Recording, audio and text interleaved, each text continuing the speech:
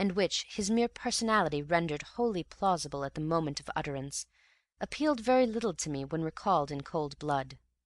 I admired the spirit of pure mischief in which he seemed prepared to risk his liberty and his life, but I did not find it an infectious spirit on calm reflection. Yet the thought of withdrawal was not to be entertained for a moment. On the contrary, I was impatient of the delay ordained by Raffles, and perhaps no small part of my secret disaffection came from his galling determination to do without me until the last moment. It made it no better that this was characteristic of the man and of his attitude toward me. For a month we had been, I suppose, the thickest thieves in all London, and yet our intimacy was curiously incomplete. With all his charming frankness, there was in Raffles a vein of capricious reserve which was perceptible enough to be very irritating. He had the instinctive secretiveness of the inveterate criminal. He would make mysteries of matters of common concern. For example, I never knew how or where he disposed of the Bond Street jewels, on the proceeds of which we were both still leading the outward lives of hundreds of other young fellows about town.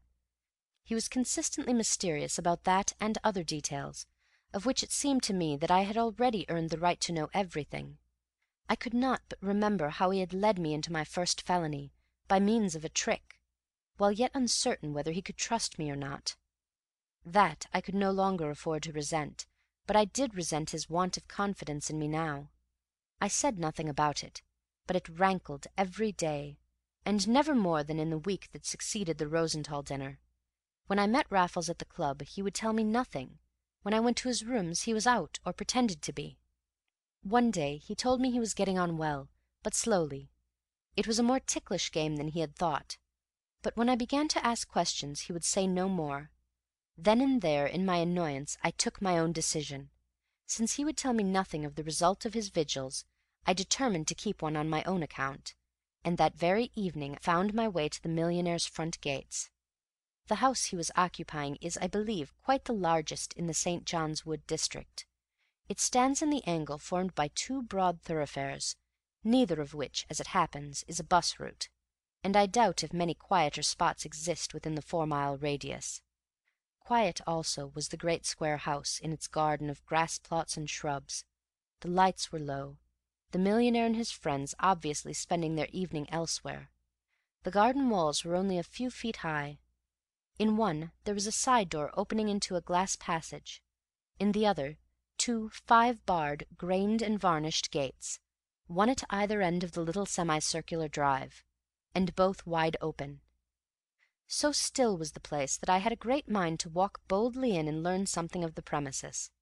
In fact, I was on the point of doing so when I heard a quick shuffling step on the pavement behind me. I turned round and faced the dark scowl and the dirty clenched fists of a dilapidated tramp. "You fool!" said he. "You utter idiot! Raffles?" "That's it," he whispered savagely. "Tell all the neighborhood. Give me away at the top of your voice." With that he turned his back upon me and shambled down the road, shrugging his shoulders and muttering to himself as though I had refused him alms. A few moments I stood astounded, indignant, at a loss. Then I followed him. His feet trailed, his knees gave, his back was bowed, his head kept nodding. It was the gait of a man 80 years of age. Presently he waited for me midway between two lamp posts. As I came up, he was lighting rank tobacco in a cutty pipe, with an evil-smelling match, and the flame showed me the suspicion of a smile. "You must forgive my heat, Bunny, but it really was very foolish of you. Here I am trying every dodge, begging at the door one night, hiding in the shrubs the next, doing every mortal thing but stand and stare at the house as you went and did. It's a costume piece, and in you rush in your ordinary clothes. I tell you, they're on the lookout for us night and day. It's the toughest nut I ever tackled." "Well," said I, "if you had told me so before, I shouldn't have come. You told me nothing." He looked hard at me from under the broken brim of a battered billycock. "You're right," he said at length. "I've been too close. It's become second nature with me when I've anything on. But here's an end of it, Bunny, so far as you're concerned. I'm going home now, and I want you to follow me, but for heaven's sake keep your distance. and don't speak to me again till I speak to you. There, give me a start." And he was off again, a decrepit vagabond with his hands in his pockets, his elbows squared, and frayed coat-tails swinging raggedly from side to side. I followed him to the Finchley Road. There he took an Atlas omnibus, and I sat some rows behind him on the top, but not far enough to escape the pest of his vile tobacco. That he could carry his character sketch to such a pitch, he who would only smoke one brand of cigarette! It was the last, least touch of the insatiable artist, and it charmed away what mortification there still remained in me. Once more I felt the fascination of a comrade who was forever dazzling one with a fresh and unsuspected facet of his character. As we neared Piccadilly, I wondered what he would do. Surely he was not going into the Albany like that. No, he took another omnibus to Sloane Street, I sitting behind him as before. At Sloane Street we changed again, and were presently in the long lean artery of the King's Road. I was now all agog to know our destination, nor was I kept many more minutes in doubt. Raffles got down. I followed. He crossed the road and disappeared up a dark turning. I pressed after him, and was in time to see his coat-tails as he plunged into a still darker flagged alley to the right. He was holding himself up and stepping out like a young man once more. Also, in some subtle way, he already looked less disreputable.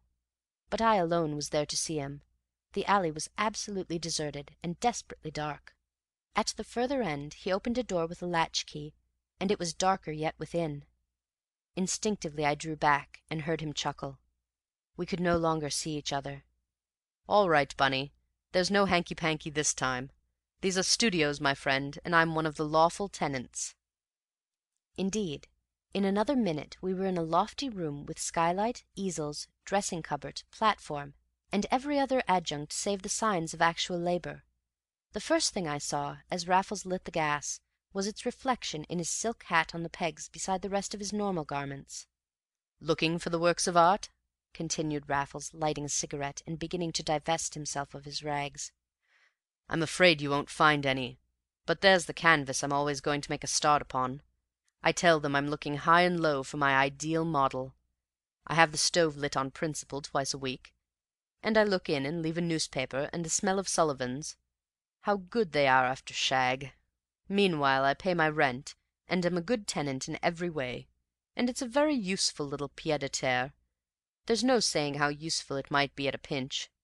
As it is, the billycock comes in and the topper goes out, and nobody takes the slightest notice of either. At this time of night, the chances are that there's not a soul in the building except ourselves." "You never told me you went in for disguises," said I, watching him as he cleansed the grime from his face and hands. "No, Bunny. I've treated you very shabbily all round. There was really no reason why I shouldn't have shown you this place a month ago, and yet there was no point in my doing so. And circumstances are just conceivable in which it would have suited us both for you to be in genuine ignorance of my whereabouts. I have something to sleep on, as you perceive, in case of need, and, of course, my name is not Raffles in the King's Road. So you will see that one might bolt further and fare worse." "Meanwhile, you use the place as a dressing-room?" "It is my private pavilion," said Raffles. "Disguises?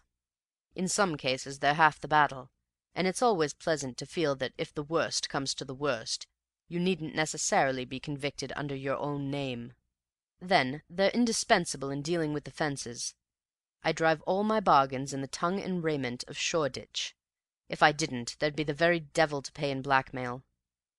Now, this cupboard's full of all sorts of toggery. I tell the woman who cleans the room that it's for my models when I find 'em. By the way, I only hope I've got something that'll fit you, for you'll want a rig for to-morrow night." "To-morrow night?" I exclaimed. "Why, what do you mean to do?" "The trick," said Raffles.